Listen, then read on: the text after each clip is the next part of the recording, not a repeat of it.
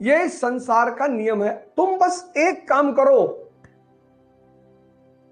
तुम्हारी जिंदगी इतनी महान हो जाएगी कि तुम अंदाजा नहीं लगा पाओगे। तुम जागो, तुम कहोगे मैं तो जागा हूं। अरे ये तो आंख खुलना जागना नहीं है। तुम जागो और देखो।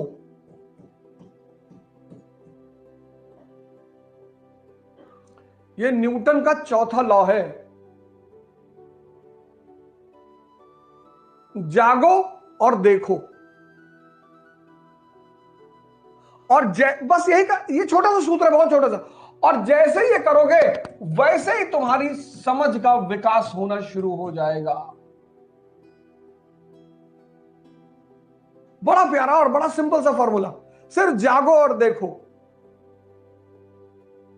अभी बेरोजगार हो तुम, तुम्हारे पापा क्लर्क हैं, कोई बहुत बड़े घर से भी नहीं हो, और किसी घर चले गए किसी लड़की का रिश्ता मांगने, और बहुत मारा उसका बाप पटक के, बहुत मार मारा, बाप ने मारा, मां ने मारा, भाइयों ने मिलकर मारा, तुम बच के निकल आए, यही बहुत बड़ी बात। और कल तुम आईएएस हो गए, और कल तुम आईएएस हो गए और फिर गए रिश्ता मांगने, और पूरा परिवार तुम्हारे सामने हाथ जोड़ के खड़ा है कि अरे भैया बता दिए होते हम खुद ही लेके आ जाते। और तुमने कहा कि आपकी तो 2 बेटी हैं। हाँ, उन्होंने कहा 2 है, तुम दोनों से कर लो, दोनों से करोगे, दोनों से करो। राजा महाराजा तो 2-3 करते ही हैं भैया। देखो देखो, जागो और देखो, तुम्हारी समझ बढ़ती चली जाएगी। सिंपल, कोई किताब उताब पढ़ने की जरूरत नहीं, समझ ही तो बढ़ानी है। और जैसे तुम समझने लगोगे, समझ का एक जादू है, समझ का एक जादू है। जैसे ही तुम समझने लगोगे, पता है क्या घटेगा? बड़ी जबरदस्ती तुम्हारे जीवन में घटेगी। तुम्हारा डिस्ट्रैक्शन कम होने लगेगा।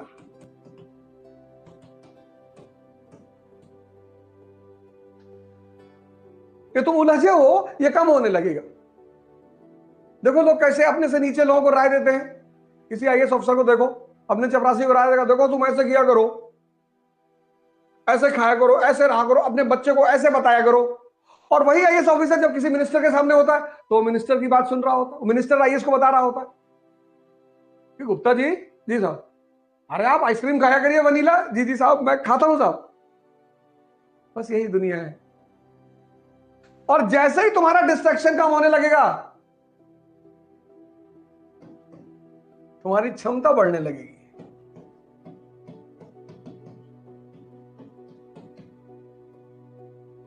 और जैसे ही तुम्हारी क्षमता बढ़ने लगेगी, तुम्हारी उपलब्धि बढ़ने लगेगी। स्टूडेंट है आईएएस, तो जब उसका आईएएस का इंटरव्यू आया, समय आया, तो उसकी बुआ ने अपने पैतृक मकान में क्लेम कर दिया।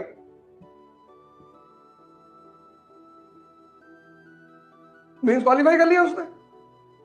जब मेंस क्वालीफाई कर लिया तो उसकी बुआ ने जो पैतृक मकान था जिसमें वो लोग रहते थे, पिताजी लोग, उसका परिवार रहता था, उसमें क्लेम कर दिया कि इसमें आधा हिस्सा हमारा है। सोचो, लड़का इंटरव्यू देने जा रहा है, सगी बुआ पैतृक संपत्ति में क्लेम कर रही है कि इसमें आधा हिस्सा हमारा है। कभी नहीं कहा। अमेरिका में रहती है, उसने हमको बताया कि सर घर में तो बवाल हो गया। हमने कहा तू एक काम कर, छोड़ दे मकान तुरंत। पापा से कहते मकान ही छोड़ दे, किराया ले ले बेटा, छोड़ दे। अरे कहा सर करोड़ों, अरे मैंने कहा भाड़ में गए, तू अरबों का आदमी करोड़ों के चक्कर में पड़ा है। तुम सब अरबों रुपए के लोग। मोदी जी लड़े कभी अपने परिवार, मकान के लिए, जमीन के लिए, जायदाद के लिए? छोड़ दिए। लेकिन दूसरी तरफ लड़ते रहे। तुम में से बहुत लोगों को चिंता होगी कि हमारे खेत में पेड़ लगा था और इस पटीदार हमारे काट लिए होंगे। तुमको तो पूरा जंगल काटना है ना। इसलिए तो कहते हैं राम और कृष्ण की फोटो लगाओ सामने। तुरंत नहीं लड़ना है, पहले शक्ति का विस्तार करना है। भाई जो भगवान कृष्ण खुद निकल के आ सकते हैं जेल से, वो मां बाप को भी तो निकाल सकते हैं।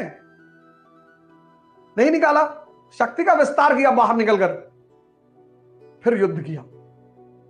तुम आज ही करना चाहते हो, हवा चल जाए हिल रहे हो, आंधी आ जाए गिर पड़ो,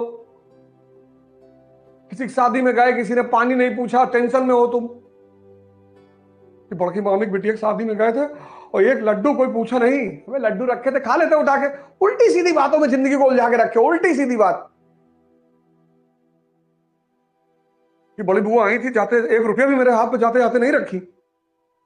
सिर्फ वाहियात पने की बातें।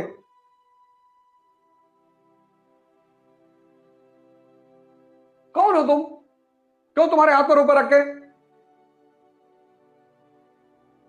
भगवान को चढ़ावा चढ़ता है, भिखारियों को नहीं। भगवान यानी शक्ति।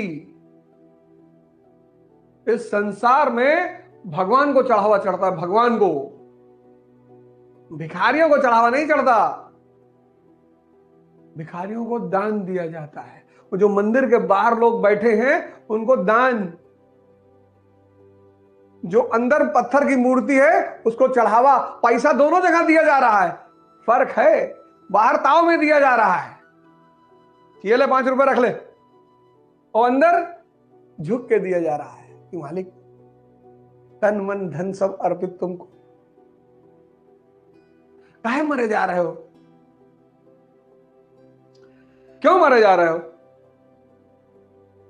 अगर जीवन में उपलब्धि बढ़ानी है तो ये काम करो। कभी किसी रिक्शे वाले के पास खड़े हो जाओ, देखो उसे, यार इसको किसी ने कभी अपना रिश्तेदार नहीं कहा, यार इसको किसी ने होली में मिठाई नहीं भिजवाई, यार मुस्कुराओगे तुम। अभी बेरोजगार हो, किसी स्त्री से कह दो कि मुझसे शादी कर लो, कहेगी नहीं नहीं मैं तो पापा की मर्जी से ही करूंगी, नहीं तो पापा हार्ट के पेशेंट है ना। तुम प्रयोग नहीं करते। गांधी जी ने बड़ी अच्छी बायोग्राफी लिखी, सत्य के साथ मेरे प्रयोग। तुम भी करो, कौन रोक रहा है? और तुम तो गांधी जी को गाली दोगे। हाँ गांधी जी भैया बहुत गंदे आदमी थे। अच्छा तुम्हारा आम चुराए थे? नहीं नहीं भैया। जागो भारत जागो। जागोगे सब दिखाई पड़ने लगेगा। जब सब दिखाई पड़ने लगेगा समझ आने लगेगा। जब समझ आने लगेगा मजा आने लगेगा। जब मजा आने लगेगा डिस्ट्रैक्शन खत्म। अब तुम किसी की शादी में जाओ, कोई तुम्हें नहीं पूछेगा, तुम कोने में खड़े रहोगे, एक मिठाई खाए, खाना खाए, चुपचाप नमस्ते किए चले गए, घर पे आके बैठ के पढ़ोगे। लेकिन अगर डिस्ट्रैक्ट हो गए तो रात भर से कॉपी में गोदागादी करोगे। जीवन में समझना ही तो है। सारा जीवन 2-4 शब्दों पे टिका हुआ है। एक शब्द है समझना। ये वर्ड अंडरस्टैंडिंग, इस वर्ड को जिसने अपनी जीवन का मूल मंत्र बना लिया कि रिक्शे वाले का कोई रिश्तेदार नहीं और मेंबर ऑफ पार्लियामेंट के सारे रिश्तेदार हैं, डीएम के सारे रिश्तेदार हैं, बस हो गया खेल। अगर वो इस स्थिति में है तो दुखी नहीं होगा, होगा ही नहीं। आज 95% लोग दुखी हैं।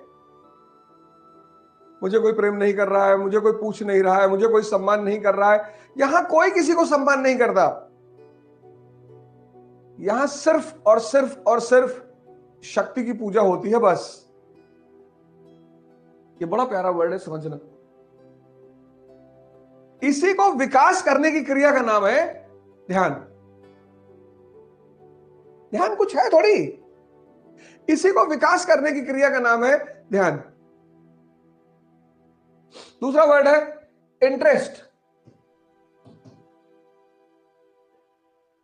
तुम उनको फोन करना चाहते हो जो तुमसे ज्यादा ताकतवर है, तुम उनका कॉल नहीं उठाते जो तुमसे कम ताकतवर है। तुम अपनी ही जिंदगी में देख लो, अपने ही जीवन से देख लो, अपने ही जीवन से। तुम्हारे ड्राइवर का, तुम्हारे नौकर का, तुम्हारे जूनियर का होली का मैसेज आ रहा है, सर हैप्पी होली। हो सकता है तुम जवाब न दो, और तुम जिसको मैसेज कर रहे हो, मेंबर ऑफ पार्लियामेंट को, मेंबर ऑफ लेजिस्लेटिव असेंबली को, डीएम को, कलेक्टर को, एसपी को, हो सकता है वो तुम्हें जवाब न दे। इंटरेस्ट। जितने काम के रहोगे उतने पूछे जाओगे। सिंपल। तीसरा, समय। समय समय का दुरुपयोग नहीं करना चाहिए, करना ही नहीं चाहिए। जो समय का दुरुपयोग करेगा वो मारा जाएगा। समय का मतलब सिर्फ पढ़ना थोड़ी होता है कि बैठ के पढ़ रहे हैं। ये तो हिंदुस्तान में है समय का मतलब पढ़ना। समय का मतलब सिर्फ पढ़ना थोड़ी होता है। समय का मतलब आप एक्सरसाइज कर लो, आप योगा कर लो, आप नॉवेल पढ़ लो। वो वर्दी वाला गुंडा नहीं, वेद प्रकाश शर्मा की ट्रेन टू पाकिस्तान पढ़ लो, खुशवंत सिंह। आप गीता पढ़ लो, आप कुरान पढ़ लो। और चौथा शब्द है ध्यान। कि ये जो मेरा मन है, पावर बैंक, जो मुझे हर चीज में सहायता करता है, ये कहां लग रहा है। अब आप आईएएस बनना चाहते हैं। अभी किसी मित्र ने पूछा कि आईएएस बनना जरूरी है। आप आईपीएस बन जाइए, आईएएस बनना कोई जरूरी नहीं है। जीवन की में जरूरी है सार्थकता। आईएएस, आईपीएस, एमपी, एमएलए, जीवन में जरूरी है सार्थकता। ये 4 शब्द अगर आपने अपनी डायरी में लिख लिए और चारों को अपने जीवन का केंद्र बिंदु बना लिया,